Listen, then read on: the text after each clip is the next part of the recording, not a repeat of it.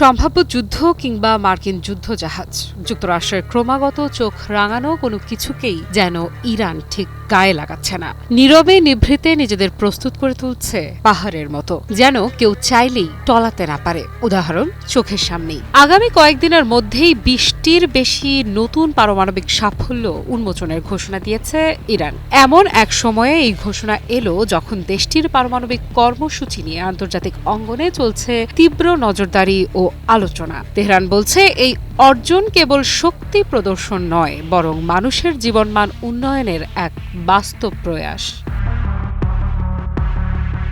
ইরানের পারমাণবিক শক্তি সংস্থার প্রধান মোহাম্মদ ইসলামী জানিয়েছেন, খুব শীঘ্রই এসব নতুন অর্জন সম্পর্কে তথ্য প্রকাশ করা হবে। তার ভাষায়, ইরানের পারমাণবিক বিজ্ঞান এখন শুধু গবেষণাগারে সীমাবদ্ধ নেই, এটি সরাসরি মানুষের জীবনে প্রভাব ফেলছে। ইসলামী বলেন, নতুন এই সাফল্যগুলোর বড় অংশই চিকিৎসা ও স্বাস্থ্যসেবা, পরিবেশ সুরক্ষা এবং শিল্প খাতের সঙ্গে সম্পর্কিত। এগুলো নিছক প্রযুক্তিগত অগ্রগতি নয়, বরং বিজ্ঞানের বাস্তব প্রয়োগ, যা ইরানি জনগণের জীবনমান উন্নয়নে ভূমিকা রাখবে।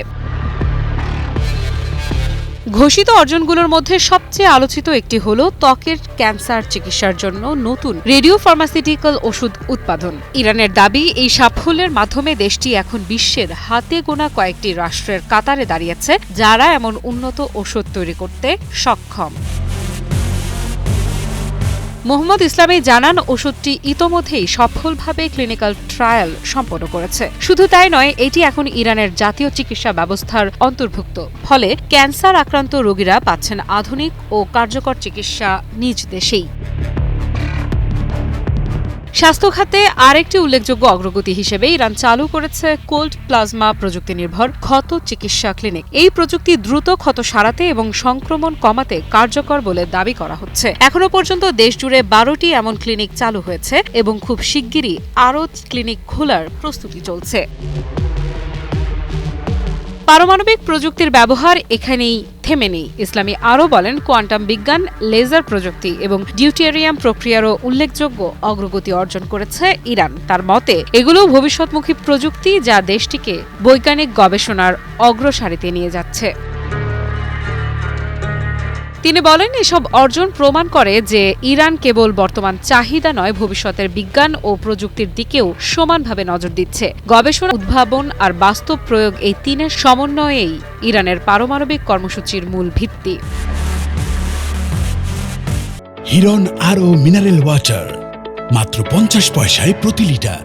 শুধু স্বাস্থ্য বা বিজ্ঞান নয়, শিল্প, পরিবেশ ও খনিজ খাতেও পারমাণবিক প্রযুক্তির নতুন ব্যবহার সামনে আনতে যাচ্ছে তেহরান। ইসলামের ভাষায় এসব সাফল্য ধাপে ধাপে প্রকাশ করা হবে, যাতে মানুষ দেখতে পারে পারমাণবিক বিজ্ঞান কিভাবে জাতীয় উন্নয়ন ও জনকল্যাণে কাজে লাগানো হচ্ছে।